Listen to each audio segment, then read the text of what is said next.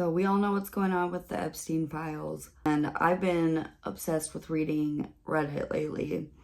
I have no way to know if this is real, but I came across a post in the Creepy Encounters subreddit by a deleted account 6 years ago, and it's titled, "I could have been one of Epstein's victims."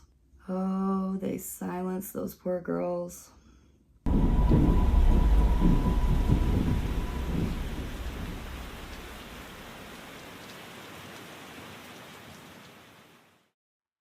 It's titled, "I could have been one of Epstein's victims." I was watching the Jeffrey Epstein documentary on Netflix last night, and I'm spooked. Literally had a mini panic attack with all these memories flooding in. As I'm laying in bed watching, a girl's face flashes across the screen, and I recognize one of the victims as one of my really good childhood friends. I don't know if it belongs in this subreddit, but here's my story. I've lived in South Florida almost all my life with my crazy, controlling parents that wouldn't let me do anything as a kid. No phone calls to friends, no extracurricular activities unless it was academic. Couldn't have friends over, and you can forget about me going to anyone's house. Plus, my dad worked at school during my elementary school years, so I had to be on my best behavior. So when I went to middle school, I was so fucking pumped. Finally, some type of freedom. My personality started to shine, and making friends came easy to me. Fast forward to a year in, and I had become really good friends with these two girls. We'll call them Heather and Sharon.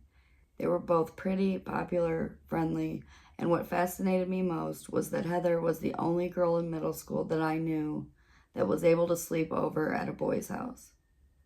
It was something so foreign to me since my parents told me I couldn't even go on a date with a boy until after I graduated. High school or college, they didn't specify. So I automatically thought she was the coolest chick I'd ever met. Throughout our friendship, we were known as the tripod. We all had the same classes and lunch periods, so we all got pretty close. Over time, Heather would always ask me to hang out with her and Sharon, either after school or on weekends. But with my parents, there was no way in hell. I did attempt multiple times to ask for permission with no success each time, not even a maybe. I was so bummed because I always felt left out having Heather and Sharon hang out with me, something I would eventually become grateful for. One day while sitting out in the courtyard for lunch, Heather pulled me aside and asked what I thought about skipping school for one day. I instantly freaked and thought about that automated message that the school calls home with to let you know you weren't at school. If my parents ever got that, my ass would be toast. So I shut that idea down right away. Kinda laughed it off because there was no way I would be able to pull it off. But she literally would not stop asking. So eventually she convinced me and we were ready to start the planning. It took us about a week every day during lunch trying to figure out how to pull this off. The thrill of it had me so excited, as I've never done anything like this.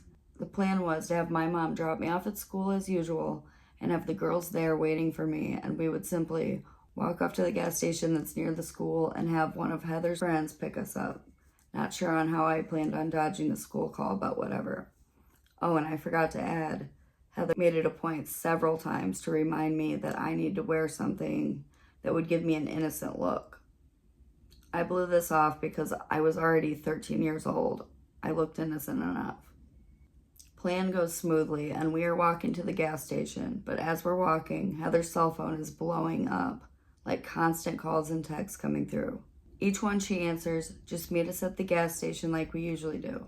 At this point, I'm really confused because I thought it was supposed to be the tripod hanging out for the day. As we get closer to the gas station, I see a group of like 7 other girls standing there, and they're around my same age range, 12 to 14 years old. Some girls I've seen around school, others I don't recognize, but they all perk up when they see Heather walk up. All of a sudden, Heather yells, "Who's ready to make some money?" And all the girls raise their hand and start cheering. I grab Sharon and ask her what she's talking about. And the look that Sharon gave me is one I'll never forget. It was like she was saying, "Get out now while you can." It just made me very uncomfortable. And she never ended up saying anything. It was just weird. A big group of young girls who should be in school just hanging out at a gas station. As we're standing there, 2 black Lincoln Town cars pull up and make a sudden stop right in front of us. Heather starts numbering the girls and tells the first group to get in the first car. And as they do, the car speeds away. The other one slowly rolls the window down, and I see this older man with sunglasses on just sitting there smiling. He asks if we're ready to go to the mansion, which excites the 2 other girls standing behind me. He opens the door and they both jump in, followed by Sharon. Heather is standing next to me and nudges me to go on, but as she does, I start going off on her, asking her what the hell is going on, where are we going, who is this man, and why didn't she mention this in any of her plans? She's looking almost annoyed at me, and she says, out of all the girls I bring, you're the only one that's giving me a problem. I thought you would want to get out and finally have some fun. And with your body, you could make a killing. At the time, I was so naive that I didn't know exactly what she meant, but by the tone of her voice and how pressured she was making me feel, I ended up backing out and ran back to school. As embarrassed as I felt for bailing on my friends, I feared my mom and her belt a lot more. Plus, going off in a car with someone I've never met screamed stranger danger.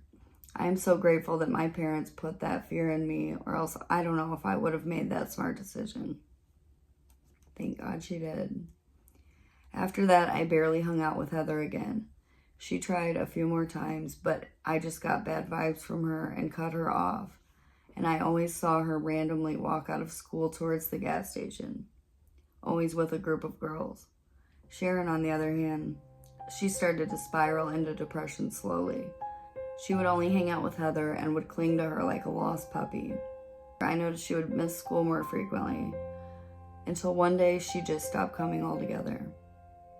Years later, I found out she had ended her life, and recently, after watching the documentary, I'm convinced she was one of Jeffrey Epstein's victims, and that Heather was one of his recruiters.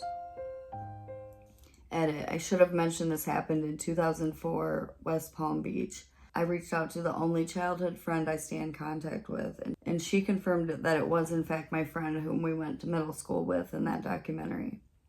Since this morning, I've contacted a friend who's in law enforcement to see if I could speak with someone about what I know. Even the little information I have could help out in some way. As for Sharon, I never met anyone in her family or had any contact information, as I was on major lockdown back then, and this was 16 years ago.